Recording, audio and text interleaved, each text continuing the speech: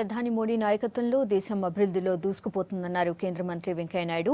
దేశంలోని 50 నగరాల్లో వికలాంగుల వసతి కల్పనకు ప్రత్యేక పథకం రూపొందిస్తున్నట్టు వెంకయ్య చెప్పారు. ఆంధ్రప్రదేశ్లోని నెల్లూరు జిల్లా వెంకటాచలంలో మానసిక వికలాంగుల శిక్షణ కేంద్రానికి సీఎం చంద్రబాబుతో కలిసి శంకుస్థాపన చేశారు. ఈ కార్యక్రమంలో కేంద్ర మంత్రులు మహేష్ శర్మ, తావర్ చంద్ గెహ్లాట్లు కూడా పాల్గొన్నారు. కేంద్రం సాయంతో ఏపీని అభివృద్ధి చేస్తున్నట్టు చెప్పారు చంద్రబాబు.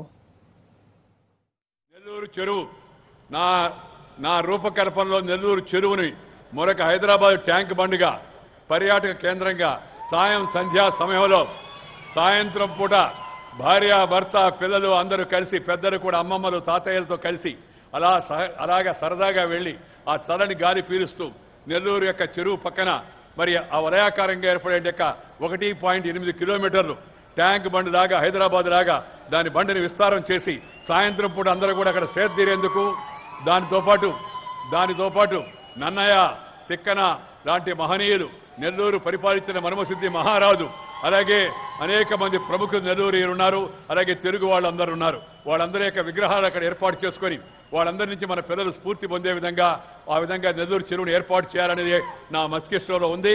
అలాగే ఇసుకపల్లి బీచ్ దానిని ఆధునీకరించడం కోసం 1,33,29,000 రూపాయలు కేటాయించి దాన్ని ఆధునీకరించడం జరుగుతుందని మీ అందరికీ కూడా మనం చేస్తున్నాను. నెల్లూరు అభివృద్ధికి నడుం కట్టండి, అందరం కలుద్దాం, చేతులు కలుపుదాం, నగరాన్ని సుందర నగరంగా తయారు చేద్దాం, విక్రమ సింహపురికి పునర్వైభవాన్ని తీసుకొద్దామని చెప్పని వాళ్ళందరూ నేను కోరుతా ఉన్నాను. రోడ్లు వెడల్పు చేయాల్సి ఉంది.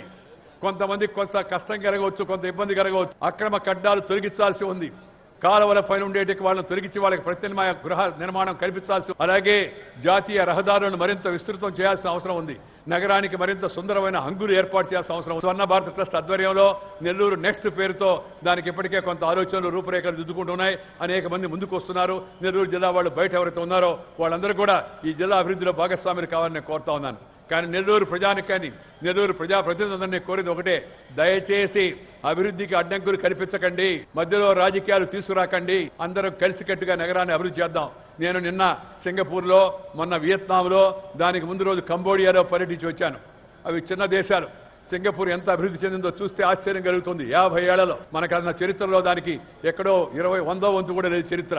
కానీ సింగపూర్ ఇవాళ ప్రపంచంలో దేదీప్యమానంగా పెరుగుతుంది. ఈరోజు కేంద్ర సహకారంతో అనేక పనులు విశాఖపట్నంలో నేషనల్ స్పోర్ట్స్ కౌన్సిల్ సెంటర్ అయితే 10 కోట్ల రూపాయలతో చేయడానికి ముందుకొచ్చారు. 10 ఎకరాల భూమి కూడా మనం ఇచ్చాం. ఇంకో పక్క regional centre of mentally and physically handicapped కోసం ఒక సెంటర్ ఇచ్చారు. Ambedkar chair in Nagarjuna University ఇచ్చారు. All India artificial limbs manufacturing unit వచ్చి గుంటూరులో ఇచ్చారు. స్మార్ట్ సిటీ ఫర్ డిజేబుల్డ్ విశాఖపట్నంలో ఇవ్వడం జరిగింది. ఈ యొక్క విభిన్న ప్రతిభావంతుల కోసం 500 రూపాయలుండే పింఛన్ని 1,500 రూపాయలు చేశాం. ఇందులో కూడా మీరు చూసినప్పుడు 5,47,954 మందికి నెలకు 1,500 రూపాయలు పింఛన్ ఇచ్చిన ఘనత కూడా ఈ ప్రభుత్వాలకే దక్కిందని చెప్పి కూడా నేను మీకు తెలియజేస్తున్నాను. అదే మరి విజయవాడలో, అమరావతిలో కొత్తగా విభిన్న ప్రతిభావంతుల కోసం, పోటీ పరీక్షల కోసం ఒక స్టడీ సర్కిల్ కూడా ఏర్పాటు చేస్తున్నాం.